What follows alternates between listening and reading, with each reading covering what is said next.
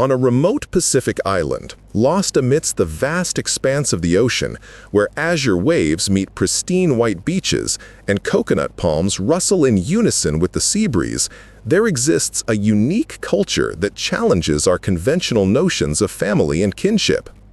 Mangareva, a tiny island that is part of the Gambier archipelago in French Polynesia, holds a secret that has been passed down through generations. Children can have multiple fathers. This practice, known as co-paternity or shared paternity, challenges Western ideas about monogamous relationships and biological kinship. Imagine a society where fatherhood isn't limited to a single man, but is distributed among several, each contributing to the upbringing and well-being of the child. Sounds unusual? Maybe even shocking?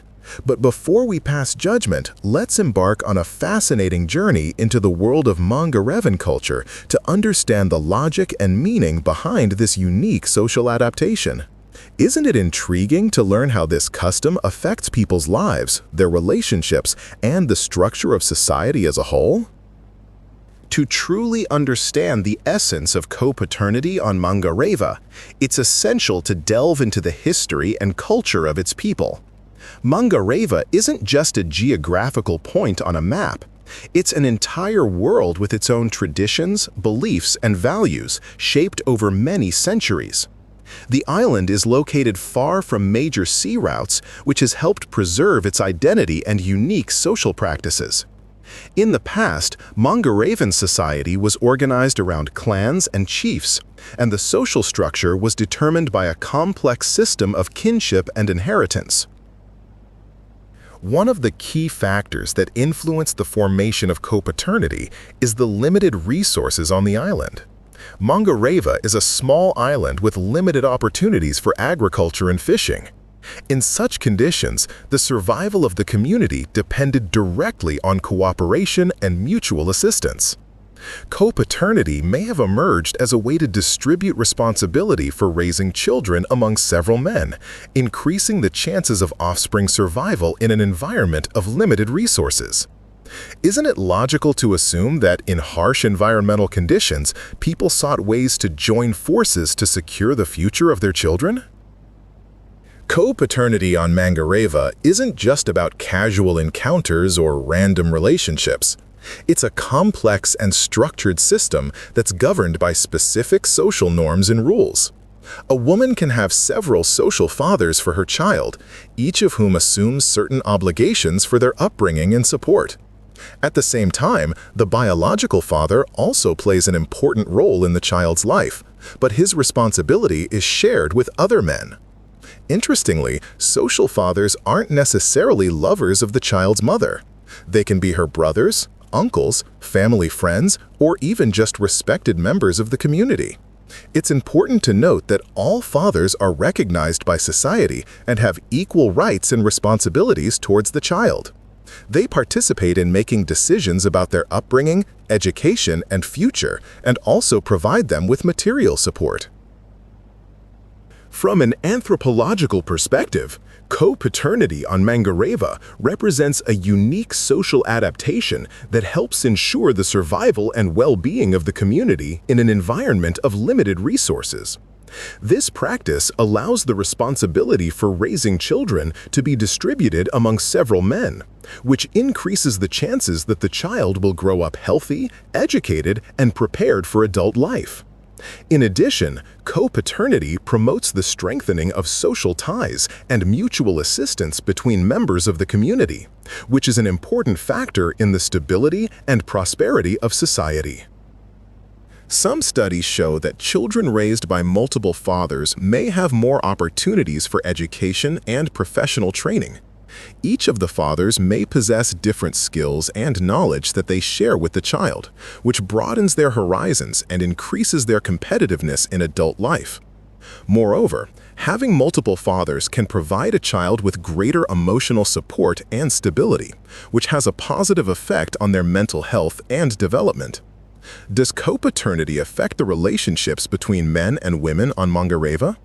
The answer to this question isn't as simple as it seems. On the one hand, this practice can promote greater freedom and independence for women. as they aren't obliged to limit themselves to a single partner. On the other hand, co-paternity can create certain difficulties and conflicts, especially if disagreements arise between the fathers regarding the upbringing of the child or other issues. However, according to available data, Mangarevan society as a whole successfully copes with these challenges. Thanks to a well-developed system of social norms and rules, as well as a strong sense of community, Mangarevans are able to find compromises and resolve conflicts peacefully. It's important to understand that co-paternity on Mangareva isn't just about sexual freedom or random relationships. It's a complex and well-thought-out system that aims to ensure the well-being of children and the stability of society. It's interesting to compare co-paternity on Mangareva with other forms of non-traditional family relationships that exist in different cultures around the world. For example, in some African tribes, there's a practice of polygyny, where a man has several wives. In other cultures, communes are common, where people live and raise children together, not necessarily being married. All these examples demonstrate the diversity of forms of family and kinship that can exist in different societies. Comparing it to other cultures helps us understand that there's no single right way to organize a family and raise kids. Every culture develops its own social norms and rules that fit its needs and circumstances. Co-fatherhood on Mangareva is just one example of how people can adapt to their environment and create stable social structures. But how does co-fatherhood affect a child's self-identity? Does a child feel inferior because they have multiple fathers? Again, the answer to that depends on the cultural context. On Mangareva, kids raised by multiple fathers don't feel deprived or disadvantaged. On the contrary, they're proud to have many fathers who care for them and support them. In Mangarevan society, fatherhood is seen not just as a biological connection, but as a social role. A father can be any man who's willing to take responsibility for a child's upbringing and well-being. It's important to note that love, care, and support are key factors in shaping a child's personality, not the number of fathers.